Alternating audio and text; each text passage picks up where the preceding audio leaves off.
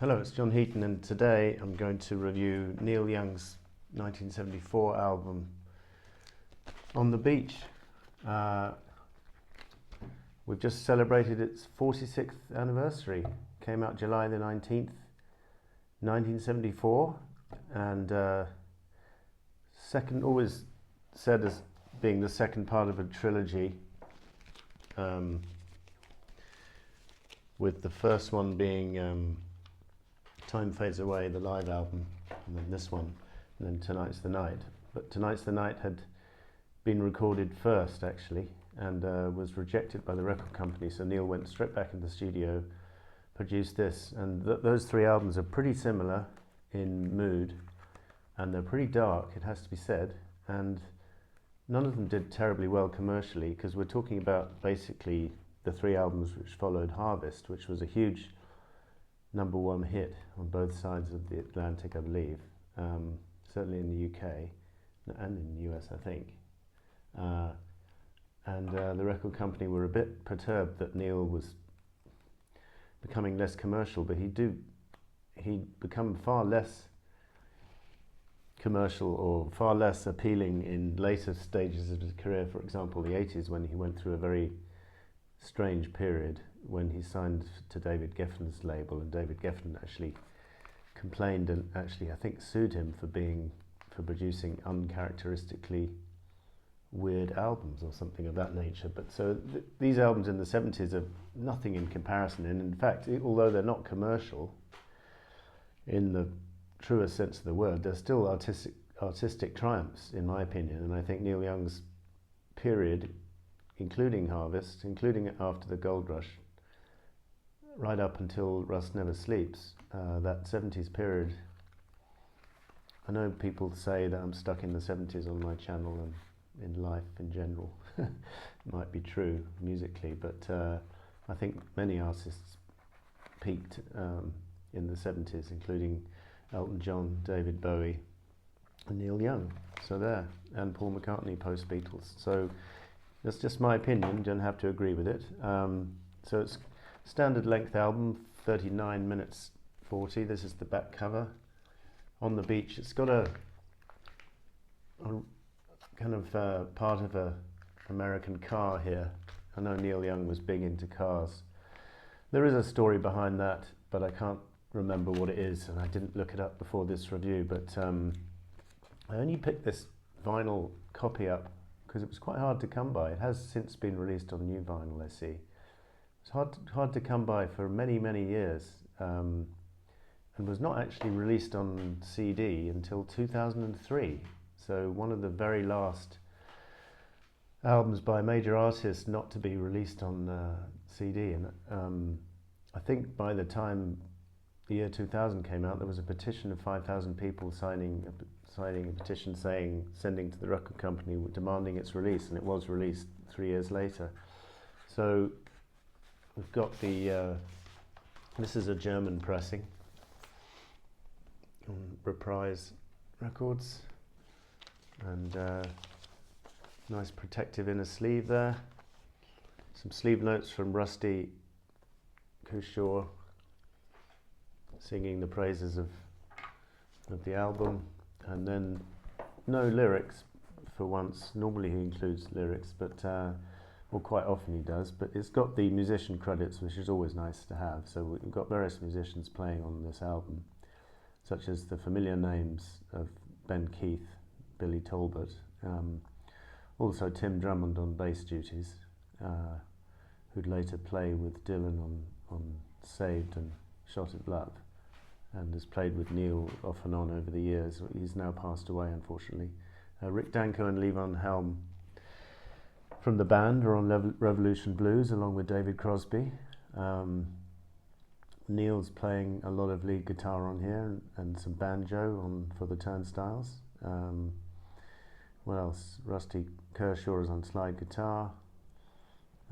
Ralph Molina on drums occasionally, so or more than occasionally.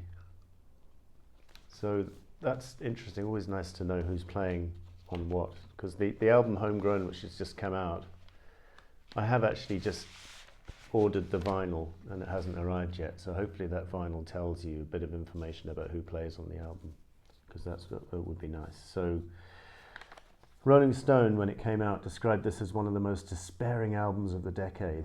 By the way, this album always used to be a big favourite of my good friend Sean Bodie, who sadly passed away in 2008, but I always remember this as being, whenever we used to compile our top 10 or top 50 albums of all time, this was always in his top 10. So I remembered that. And actually was just listening to it at the weekend down at Lake Balaton, and it is a mighty fine album, and possibly up there probably in my top 5 Neil Young albums. It might even be in the top 3 right now, having just re-listened to it again. Wonderful. Neil Young himself, when asked about this album, said, "Good album.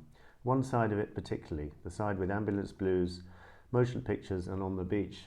It's out there. It's a great take."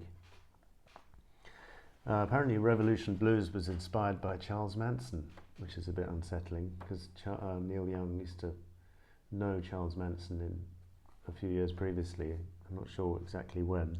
For the Turnstiles, harmony vocal from Ben Keith. It's a beautiful song. There's some really varied musicianship on this album.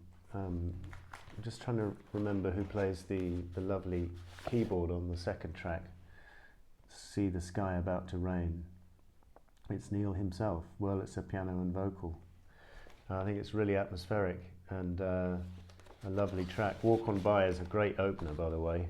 Apparently it was the latest chapter in the kind of ping-pong match between Neil and Leonard Skinner, who'd done when Neil did Southern Man, and they came back and did Sweet Home Alabama. And apparently this Walk On By is it's a dig at someone, and it might be partially a dig at them, or partially a dig at people who live in LA. It's another explanation.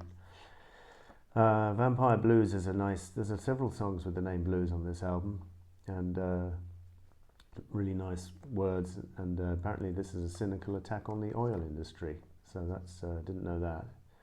On the Beach, the title track, is very atmospheric, and apparently that's been covered by Radiohead.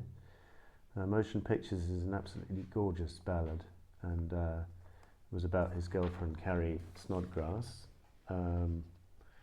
Ambulance Blues is a very strong closer to the album, and includes the line, "We think it's written about Elliot Roberts," because at the time Elliot Roberts was urging Neil to get back to more commercial territory, and had remarked on Crosby, Stills, Nash and Young, "You're all just pissing in the wind." So Neil repeated that line on the song with a good deal of irony, presumably, because I don't think he took kindly to that kind of advice to get back together with Crosby, Stills and Nash, or to produce another Harvest, although, a few years later he would produce kind of a Harvest Mark II, which is Comes a Time, and then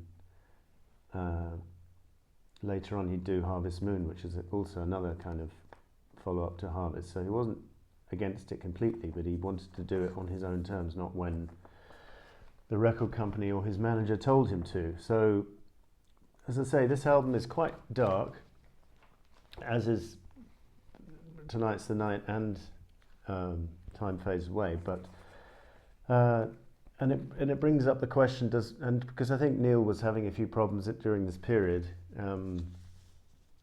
personally, and it brings up, he was certainly using a lot of drugs. It brings up the theory, does one have to be going through trauma to produce good music, along the same lines as John Lennon Plastic Ono Band, whereas opposed to the opposite, cozy domesticity stifles creation. That's how the theory goes. I've never been a great subscriber to that, but he was quite troubled during this period. But Neil's lyrics have never been overly sentimental. They've always been thoughtful. It's just here they were a bit darker, and the subject matter was a bit darker. So apparently during the sessions for this album, they were consuming a homemade concoction called honey slides, which was made up of a goop of sautéed marijuana and honey that felt like heroin, apparently. So this may explain the extremely mellow mood on the album, because it doesn't really rock. If you're looking for a rock Neil Young album, this is not the one to get. There's no powder fingers on here. There's some brilliant electric guitar on Walk On By, but for the most part it's not. It's quite laid back, and I think that's, there's a cohesiveness to this album. Didn't do terribly well commercially at the time, number 16 in the US, number 42 in the UK. But time has been kind to this album and its reputation, along with other albums which didn't do too well at the time, such as Big Star's albums, for example, been reassessed and now lauded as classics, as is this album. So as I say, if you want somewhere to start with Neil Young, I maybe wouldn't start with On the Beach, but that period, I would say you can't really go wrong with anything from after the Gold Rush through Rust Never Sleeps. That's just my opinion. He put out a lot of good stuff before and since, of course, like Sugar Mountain was earlier, and among others, but Living in the Pre-World was later. But that's my favourite period of Neil, the 70s, and that was On the Beach. So thank you for watching. See you next time.